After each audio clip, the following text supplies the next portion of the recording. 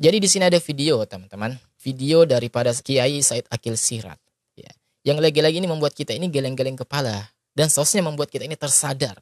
Ya, bahwa ya selama ini orang-orang yang sering melempar ya, atau menyebut-nyebut ya Wahabi, memfitnah Wahabi, beginilah, bikin gaduh lah. Hanya bikin gaduh. Ya, nggak memiliki kapasitas yang baik dalam beragama. Ya, coba kita lihat. Bagaimanakah sosok ya daripada orang-orang ini. Oknum-oknum daripada kelompok mereka. Tidak ada ayat Quran yang menerangkan Allah itu ada. Tidak ada katanya ayat Al-Quran atau tidak ada dalil yang menerangkan ayat Allah itu ada. Oke. Sekarang saya tanya, Allah ada nggak? Mana dalilnya? Mana dalilnya? Quran nggak ada itu. Coba, ente baru tahu kan, baru dengar kan? Ya coba teman-teman.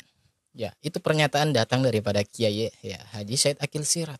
Ya sekelas Kiai Said Akil Siraj, ya salah seorang tokoh besar di NU Aswaja, ya memiliki pernyataan seperti itu.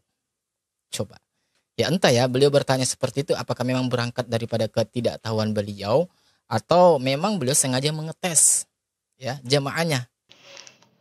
Bismillahirrahmanirrahim. Assalamualaikum warahmatullahi taala wabarakatuh. Alhamdulillahi rabbil alamin wa sallallahu ala sayyidina Muhammadin wa ala alihi wa sahbihi wasallam, amma ba'du. Channel yang luar biasa aneh ya, ini namanya Tarbiyah Daily. Kita lihat ada beberapa channel yang memang aneh-aneh, nggak jelas kemana larinya ini. Kayak si Dodi Sefriadi ya, kemudian Tarbiyah Daily itu juga sama, nggak jelas juga. Dalam pengertian nggak jelas itu, ini orang larinya kemana? Ya, dia itu kan kalau di dalam pola pikir yang cetek ya Wahabi. Kemudian sekarang juga rame-rame ngobrolin kemarin ya, rame-rame ngobrolin nasab. Sekarang rame-rame ngobrolin Deddy Mulyadi. Nah, ini kita akan ada beberapa fokus dulu di channel model semacam ini karena itu hanya mengumbar fitnah saja, nanti akan kita jelaskan di situ. Cuman pada video kali ini kita akan fokus kepada perkataan Kiai Said Akil Siraj yang mana si channel Tarbiyah Daily ini tidak memahami sama sekali. Jadi udah kelihatan orangnya itu tidak memiliki kemampuan untuk berpikir. Dia itu hanya ngomong nyerocos begitu ya, mengeluarkan apa-apa yang pengen dia keluarkan, apa-apa yang ingin dia katakan, tanpa ada esensi keilmuan sama sekali. Jadi yang dia katakan bahwa bagaimana mungkin gitu, apa maksudnya Kiai Said Siraj ini, Said Akil ya, beliau mengatakan bahwa di dalam Al-Quran tidak ada dalil adanya Allah begitu. Wah, ini sudah bisa di dalam judulnya mengatakan murtad dan lain sebagainya. Ini supaya kita tahu dulu ya, Kiai Said Akil Siraj ini beliau adalah Asy'ariyah Maturidiyah. Dan saya tidak meragukan kealimannya dalam hal itu. Makanya saya itu keheranan tatkala Kiai Said ini belok ke Imad ya. Ini saya kalau misalkan ada waktu, saya ingin sekali ngobrol sama beliau itu. Kalau ya saya kan belum siapa-siapa ya, jadi belum di-mention sama dia itu. Makanya bantu besarkan channel saya ya, biar saya nanti bisa warawiri bisa keliling-keliling buat nantangin orang-orang yang nggak bener pola pikirnya, mau saya datangin langsung ke rumahnya. Itu impian saya. Jadi impian saya itu, saya ingin seperti Syekh Fakhruddin Ar-Razi ya. Kalau ada orang-orang yang sesat itu disamperin satu-satu. Nah kalau sekarang belum bisa karena nama saya belum sebesar mereka begitu. Jadi ini merintis dulu lah. Mudah-mudahan yang sudah lanjut usia itu diberi panjang umur oleh Allah Subhanahu wa taala supaya kita bisa ngobrol secara langsung begitu. Nah, jadi sekali lagi ya bahwa Kiai Said Akil Siraj beliau ini tidak diragukan ke ahlu sunnahan wal jamaahnya begitu. Ini beliau itu aswaja, tulen ya, dari perkataannya malah beliau itu bisa membandingkan antara pemikirannya aswaja dengan Syiah itu lumayan lancar. Nah cuman di dalam bab imad mungkin sedang lupa, karena yang namanya orang itu kena sama ghaflah. Mungkin dia itu ghaflah sama yang namanya dalil itu. Tidak adanya dalil tidak menunjukkan kepada tidak adanya madlul. Nah makanya ya nih mumpung masuk ke sini. Jadi yang dikatakan oleh Yai Said Aqil Siraj itu apa? Beliau itu mengatakan saking hebatnya Asy'ariyah Maturidiyah itu Imam Asy'ari itu beliau mencarikan dalil kepada adanya Tuhan. Yang mana Al-Qur'an sendiri tidak mengatakan bahwa Allah itu ada. Jadi perkataan Allah ada itu tidak didapatkan begitu. Bukan Al-Qur'an tidak mengatakan Allah ada, bukan. Bukan Al-Qur'an mengatakan Allah tidak ada gitu. Itu beda ya. Jadi proposisinya seperti ini nih. Al-Qur'an tidak tidak menyebutkan Allah ada. Nah, bukan Al-Qur'an menyebutkan Allah tidak ada. Nah, ini yang dikatakan Yai Said ini Al-Qur'an tidak menyebutkan Allah ada. Yang mengatakan itu Al-Qur'an menyebutkan Allah tidak ada. Bukan ini begitu ya. Nah, kalau misalkan perkataannya itu Al-Qur'an menyebutkan Allah tidak ada, ya jelas itu mah kafir sudah ya. Ini mah mengatakan Al-Qur'an tidak menyebutkan Allah ada. Memang kan kalau misalkan kita lihat Al-Qur'an itu, coba mana ayat Al-Qur'an yang mengatakan Allah maujud. Ya, Allahu wajibul wujud gitu. Atau Allah itu ada, mana ya. Fa'lam, coba lihat misalkan ya, fa'lam ketahuilah olehmu, misalkan fa'lam annahu Allahu mawjudun misalkan. Enggak bakalan ada. Atau fa'lam annahu la mawjuda illallah, enggak ada. Kenapa demikian? Memang betul karena dalil kepada adanya Allah itu didapatkannya bukan dengan Al-Qur'an tetapi dengan akal begitu. Nah, orang-orang yang tidak belajar ilmu tauhid, tidak belajar ilmu akli itu nggak bakalan tahu. Jadi begini yang namanya dalil itu ya, supaya kita paham nih, apa yang namanya dalil. Dalil itu adalah sesuatu yang menunjukkan kepada sesuatu yang lain. Jadi hubungannya itu, jadi nanti ada sesuatu ya, ada dua perkara nih, ada A, ada B. Ini pengertian dalil secara umum ya, sebelum nanti kita masuk kepada dalil akli, dalil nakli. Jadi ada A, ada B. Nah, A, B ini dia adalah sesuatu, dua perkara yang berbeda. Kalau misalkan kita lihat A ini misalkan contohnya adalah makan. Dan B ini adalah apa? Misalkan ya ganteng. Misalkan B ini ganteng.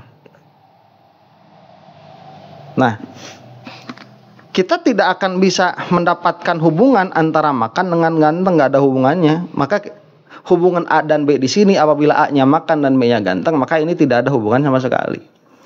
Tapi kalau misalkan kita mengatakan yang A-nya ini adalah makan, kemudian yang B-nya ini adalah kenyang, maka kita katakan hubungan ini dengan ini adalah hubungan makan dengan kenyang ini ada hubungannya begitu. Dilihat dari kebiasaan kita sehari-hari. Makanya kita lihat apabila makan ada, maka kenyang ada. Begitu. Nah, maka kita katakan ada hubungan antara makan dengan kenyang. Nah, kita katakanlah dulu hubungan seperti ini ada kepada ada, ini disebutnya apa? Dalil. Begitu. Kita sebutkan demikian karena nanti hubungan A dengan B ini ada hubungan ada ya. Jadi ada hubungan ada kepada ada seperti makan kepada kenyang. Ada kepada tidak ada seperti makan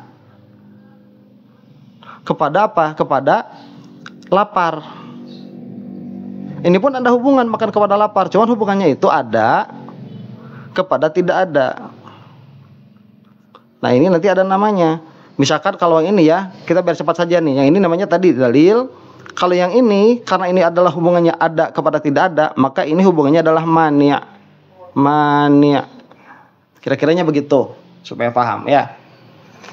Nah, jadi kita sebutkan bahwa makan itu adalah dalil kepada adanya kenyang. Dan makan adalah mani' terhadap adanya lapar. Kita katakan demikian. Nah, kemudian kalau kita ini mau mengetahui satu perkara dari perkara yang lain, ini kan dari bab mengetahui satu perkara kepada perkara yang lain. Jadi ada yang ditanyakan dalam kasus ini adalah adanya Allah ya, wujudullah atau wujudul ilah. Wujudul ilah. Nah, ini yang dipertanyakan. Apakah Allah itu ada atau tidak ada? Nah, tatkala ini dipertanyakan, kemudian kalau misalkan Allah itu bisa diakses oleh panca indera, ya nggak bakalan ada yang berbeda pendapat kan sebetulnya.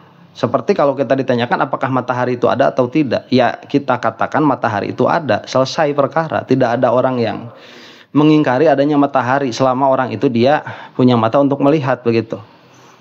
Tapi kenapa dalam masalah Allah ini dia berbeda? Dalam pengertian ada orang yang mempercayai adanya ilah, ada orang yang tidak mempercayai adanya ilah. Karena memang ilah ini, Allah ini dia bukan sesuatu yang mahsus, bukan sesuatu yang bisa diindra.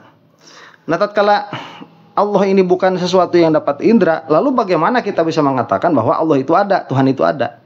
Nah, maka ada dua jalan. Yang jalan yang pertama itu disebut jalan taklid, ya, jalan taklid. Yang pertama, yang kedua jalan berpikir.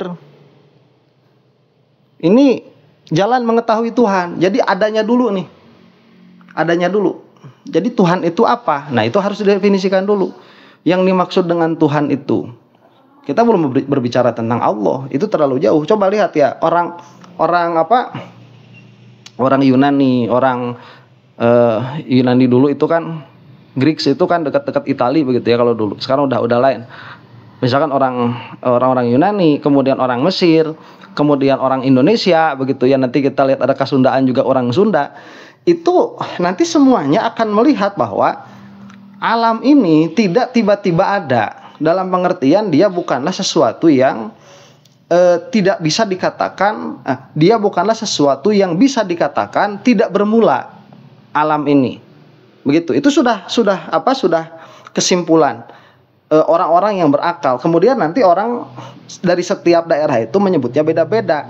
Misalkan orang yang dari Yahudi menyebutnya itu Yahweh, misalkan begitu ya. Kemudian orang Amerika, orang Inggris nyebutnya itu God. Kemudian orang-orang Sunda nyebutnya Hyang.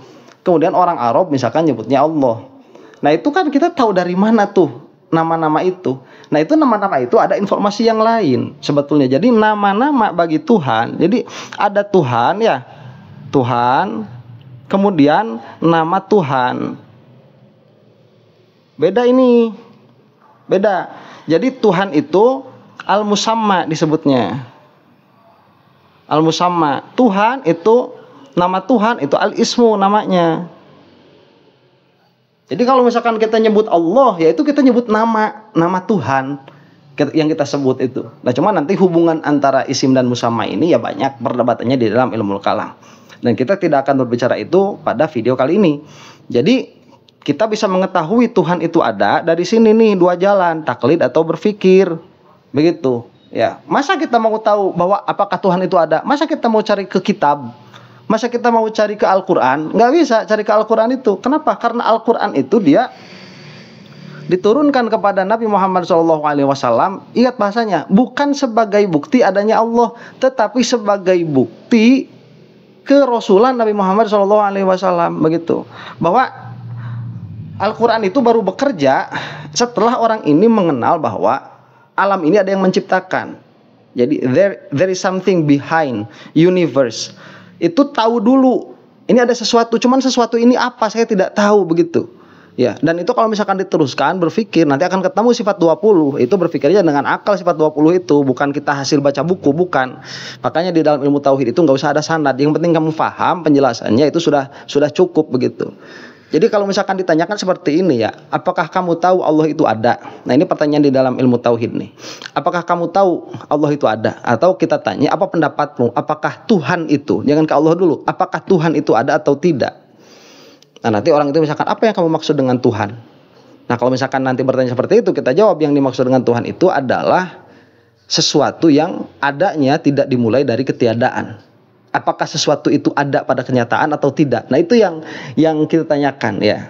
Nah, kalau misalkan dari awal sudah mafhum, sudah tahu yang makna Tuhan itu ya, yang tidak bermula, yaitu sesuatu yang necessary, kita sebut yang necessary being, atau kita sebut yaitu yang causa prima, maka ya selesai. Berarti pertanyaannya kan jawabannya tinggal iya dan tidak begitu. Nah, orang yang menonton video saya ini kemungkinan besar kan percaya begitu adanya Tuhan, malah sudah tahu Tuhan itu namanya Allah. Cuma kalau kamu mau tahu dari mana kamu jalur kamu mengetahui adanya Allah, tanyakan kepada dirimu sendiri seperti ini. Apakah Allah itu ada? Kita kan jawab ya, ada. Kemudian kita tanya nih, kamu tahu dari mana adanya Allah? Begitu. Itu tanya tuh. Nah, nanti kalau misalkan jawaban kita ini saya tahu ya dari orang tua kita, berarti taklid, ya. Kamu itu hanya ngikutin orang. Atau kamu misalkan menjawab, oh ya saya tahu Allah itu ada. Kenapa? Karena ada ciptaannya. Nah, jawaban kamu yang seperti itu menunjukkan kamu masih taklid juga. Ya, saya tahu Allah ada, dari mana? Ada ciptaannya, taklid juga. Itu nanti kalau di dalam ilmu mantik sudah disebut, di dalam ilmu jadal disebut apa? Musadarah ala natijah. Ya. Jadi ini kan ada ciptaannya. Lah tahu dari mana kamu ini ciptaannya, begitu. Nah itu. Jadi kalau misalkan nanti kamu menjawab, tahu dari mana kamu bahwa Allah itu ada, terus kamu mengatakan seperti inilah kira-kiranya ya. Kita nggak nyusun muka di masuk kubur nih biar cepat. Saya melihat diri saya ini pernah tidak ada. Kemudian saya melihat kepada alam, saya pikir alam juga pernah tidak ada. Dari mana saya tahu bahwa alam itu pernah tidak ada? Karena saya mengkiaskan makna, mengkategorikan makna diri saya dan makna alam ini sama kategorinya. Kategori apa? Kategori materi dan sifat. Yang kita katakan itu apa? Jirim dan arod, kategorinya sama. Kita lihat langit itu jirimnya, biru itu arodnya. Kita lihat gunung itu jirimnya, tinggi itu arodnya. Kita nih ya, dagingnya, kulitnya itu jirimnya, putihnya, merahnya itu arodnya. Kita lihat semua kategorinya sama, cuman jirim dan arod. Kemudian jirim dan arod ini dia tidak bisa terpisah. Setiap ada jirim pasti ada arodnya, setiap ada arod pasti ada jirimnya. Maka tatkala apabila kita mengetahui bahwa salah satunya ini hadis, salah satunya itu pernah tiada, maka yang lainnya pun pernah tiada. Karena ini bareng begitu. Yang bareng itu nggak bisa, yang satu ada, yang satu nggak ada, nggak bisa. Jadi yang satu tiada, satu lagi tiada. Kemudian kita mengkategorisasi bahwa semua materi itu tidak akan pernah lepas dari dua arod, dari dua sifat, yaitu diam dan bergerak. Nah kemudian secara kategori diam dan gerak ini dia tidak akan pernah ada di dalam kenyataan kecuali dia pasti didahului oleh ketiadaan.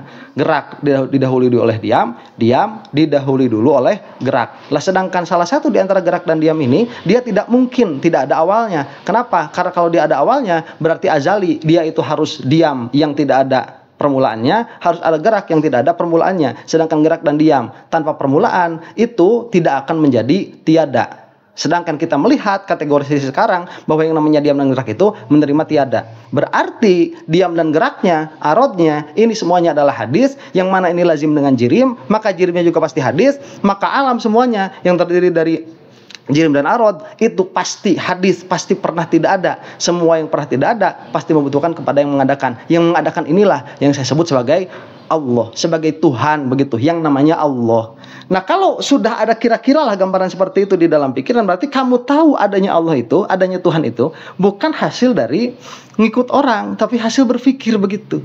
Nah dan itu yang diterima ya. Jadi bukan hasil dari sini, bukan hasil dari taklid, bukan, tapi hasil dari berpikir begitu. Nah makanya Al-Quran itu coba cari, apakah di dalam Al-Quran itu menyebutkan ada siksaan bagi orang yang ateis? Itu nggak ada. Di Al-Quran itu tidak membahas orang ateis sama sekali. Kenapa orang ateis di dalam Al-Quran itu tidak dibahas? Karena ateisme itu sudah sejelek-jeleknya perkara itu. Udah gak diajak ngobrol. Orang ateis udah. Nih kalau orang itu mengatakan misalkan ya bahwa Tuhan itu ada 2, ada 3, ada 4. Dia itu masih mikir berarti. Tapi kalau mengatakan Tuhan sudah tidak ada, itu orang sudah gak mikir. Udah neraka langsung, itu mah gak usah diajak ngobrol. Orang yang mengatakan bahwa Tuhan itu tidak ada, dia sudah tidak layak diajak berbicara begitu. Nah jadi ala kulli halin ya, di sini. Jadi hubungan antara Al-Quran ya, ini Al-Quran nih, hubungan antara Al-Quran. Hubungan antara Al-Quran dengan adanya Allah, ini bukan bukti, bukan dalil, bukan. Ya, kenapa ya? Karena kalau Al-Quran nggak ada pun Allah mah ada, gitu.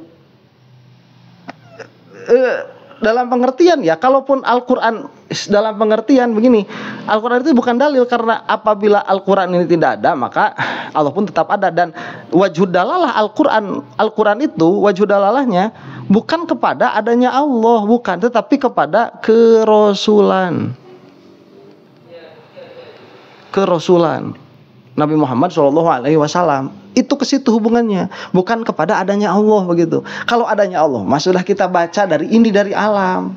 Makanya cara pola berpikirnya seperti ini. Pertama kita tahu dulu bahwa Allah itu ada. Kemudian kita bertanya, kemudian apakah sang pencipta alam ini menginginkan sesuatu dari saya atau tidak begitu?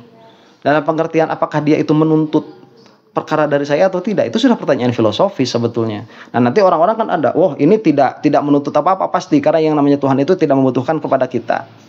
Ada yang berpikir seperti itu, nantinya agnostik jadinya itu. Agnostik itu yang percaya kepada adanya Tuhan, tapi tidak mempercayai adanya nilai yang ditentukan oleh Tuhan. Karena kalau Tuhan itu mau memberikan nilai kepada kita, ya tinggal sebutkan saja, begitu, tinggal ngasih tahu. Makanya ngutus Rasul itu sesuatu yang sia-sia. Itu kata agnostik nanti. Nah ini sudah masuk perdebatan filosofis.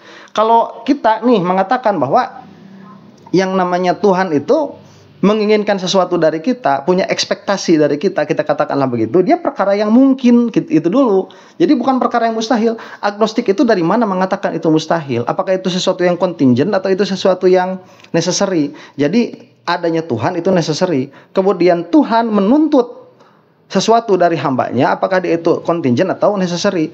Kita nih mengatakan bahwa itu adalah sesuatu yang contingent, maka dia itu mungkin terjadi. Si agnostik mengatakan itu adalah impossible. Nah kita berdebat dulu di situ, yang mana yang menang pasti kita, karena itu jelas adalah contingent. Apabila itu contingent, mungkin atau mungkinul wujud, baru kita tanyakan apakah ada ya tuntutannya. Nah datanglah seseorang nih yang datang sama kita 1400 tahun yang lalu, namanya itu Nabi Muhammad SAW, yang mana beliau itu mengklaim saya ini adalah utusan sang pencipta alam ini. Begitu. Namanya Allah Subhanahu wa taala, perintahnya itu fa'lam annahu la ilaha illallah. Itu jadi Tuhan itu satu.